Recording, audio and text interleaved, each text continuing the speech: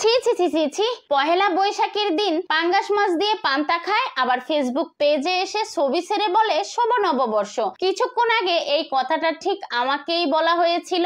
সেই মানুষগুলোর উদ্দেশ্যে আমি বলতে চাই যে কোন বইয়ে লেখা আছে যে পহেলা বৈশাখের দিন ইলিশ পান্তাই খেতে হবে, পাঙ্গাস মাছ অন্য কোনো মাছই খাওয়া যাবে না। আমি তো এমন কোনো লেখাই দেখিনি। এই পহেলা বৈশাখে আমি একটু ব্যতিক্রম কিছু করার চেষ্টা করেছি, সেজন্যই আমি পাঙ্গাস মাছ আর পান্তা ভাতের একটা ছবি পোস্ট করেছিলাম, আর সেই ছবি পোস্ট করাটাই মনে হচ্ছে আমার কাল হয়ে দাঁড়িয়েছে। আসসালামু আলাইকুম, সবাই কেমন আছেন? আলহামদুলিল্লাহ ভালো আছি, সুস্থ আছি। এই যে সকালবেলা ঘুম থেকে উঠেই বারান্দায় চলে এসেছি, আর আজকে পহেলা বৈশাখ। আমি কিন্তু ঘুম থেকে একটু দেরি করেই উঠেছি, আর এখন কাজগুলো খুব তাড়াতাড়ি করার চেষ্টা করছি। রান্নাঘরে এসে পান্তাটা আগেই ধুয়ে নিয়েছিলাম, আর এখন আমি এখানে পাঙ্গাস মাছ ভাজি করে নিব। পাঙ্গাস মাছটা আমার দুই ছেলে খুবই পছন্দ করে। পাঙ্গাস মাছে একদমই কাটা নাই। তো আপনাদের ভাইয়া বলেছিল ইলিশ মাছ আনতে, কিন্তু ইলিশ মাছের গায়ে তো আগুন লেগে গেছে। ইলিশ মাছের এত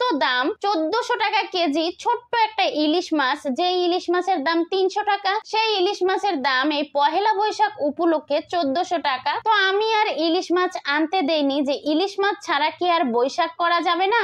ইলিশ মাছ ছাড়াই আমরা বৈশাখ করব, সেই জন্যই আমি পাঙ্গাস মাছটা ভাজছিলাম। আর আমার দুই ছেলে পাঙ্গাস মাছটা পছন্দ করে, আর আমি এই পাঙ্গাস মাছ সহ পান্তা ভাতের একটা ছবি পোস্ট করেছি, সেটাই যেন মানুষ তেলে বেগুনে জ্বলে গেছে। যাই হোক, আমি মাছটা তো ভেজে ফেলেছি, সাথে আলুও ভেজেছিলাম। আর দুপুরের জন্য ডাল রান্না করেছি, আর মুরগির মাংস রান্না করেছি। মুরগির মাংসটা তো আমি আগেই মাখিয়ে রেখেছি, তারপরে তেলের ভিতরে দিয়ে একটু ভাজা ভাজা করে নিয়েছি। অবশ্য জিরার একটা ফোড়নও দিয়েছিলাম।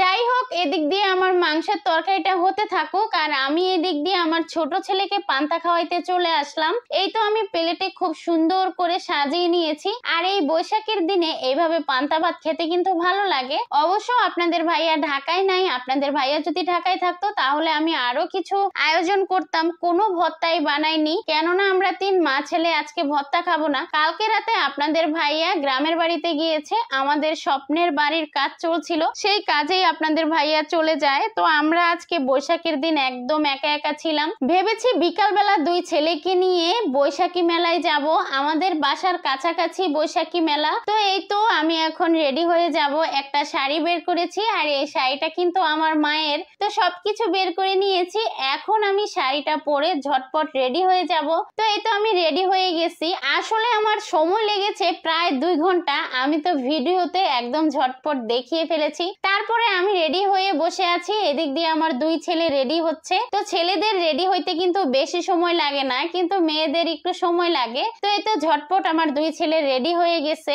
এখন আমরা 3 মা ছেলে মেলার উদ্দেশ্যে রওনা দিব। এর আগে আমি কখনোই বৈশাখী মেলাতে যাইনি বৈশাখের দিন, তো আজকে যাচ্ছি। বিয়ের পরেই প্রথম, তাও আবার আপনাদের ভাইয়াকে রেখে একা একাই যেতে হচ্ছে। কিন্তু কোনো ভয় নাই, আমার দুই ছেলে তো আমার পাশে আছে। আমার এই দুইটা ছেলে থাকলে আমি সব জায়গায় যাইতে পারবো। তো এই তো 3 মা ছেলে রিক্সায় উঠেছি। এদিক দিয়ে আপনাদের ভাইয়া ফোন দিয়েছিল, সে তো খুশি। সে অবশ্য বলেই গিয়েছিল যে আমরা যেন একটু ঘুরতে যাই। এই দিনটা বাচ্চাদেরকে নিয়ে একটু ঘোরাফেরা করলে বাচ্চাদের মনটা ভালো থাকবে, সেই জন্যই আসা। তো এই তো একটা রিক্সা নিয়ে আমরা চলে এসেছি। এই তো এখানে হচ্ছে মেলা, আমরা একদম দিয়াবাড়িতে চলে এসেছিলাম। আর এই মেলাটা অনেক বড় না, কিন্তু যতটুকু আছে ততটুকুই চলে, এর চেয়ে বেশি লাগে না। তারপরে এখানে বসে একটু ছবি তুলছিলাম, ভিডিও করে নিচ্ছিলাম। তারপরে চলে এসেছি, এই তো মেলার ভিতরে ঢুকলাম। আর আমার ছেলে কোনো রাইটেই উঠতে রাজি হচ্ছিল না, অনেক ভয় পায় আমার দুই ছেলেই। তো ওরা উঠবে না, বলছিল আইসক্রিম খাবে। তো দুই ছেলেকে একটু আইসক্রিম কিনে দিলাম।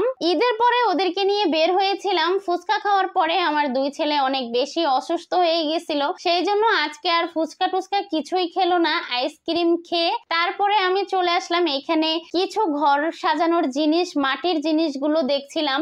আমি বাহিরে আসলেই আমার মাথায় ঘুরতে থাকে যে ঘর সাজানোর কি আছে, কি নেওয়া যায়। তো এই দোকানে এসে দেখলাম যে সবগুলো জিনিসের অনেক বেশি দাম। তো আজকে মেলা দেখে হয়তো এত বেশি দাম চাচ্ছিল। তো আমি এখান থেকে কিছুই কিনিনি। তারপরে চলে আসলাম চুড়ির দোকানে। চুড়ি দেখলে আমি আবার চুড়ি কিনবো না তা তো হয় না। আমি এখান থেকে 2 মুঠ চুড়ি কিনে নিয়েছিলাম। তো তারপরে 3 মা ছেলে ঘুরে ফিরে এখন বাসায় চলে যাব। রাত পর্যন্ত এখানে থাকা যাবে না, তো সন্ধ্যার পরপরই আমরা একটা রিক্সা নিয়ে নেই। আর এক রিকশায় আমরা এখন বাসায় চলে যাচ্ছি। আজকের ভিডিওটা আমি এখানেই শেষ করছি। এতক্ষণ ধৈর্য ধরে ভিডিওটা দেখার জন্য ধন্যবাদ সবাইকে। আসসালামু আলাইকুম, আল্লাহ হাফেজ।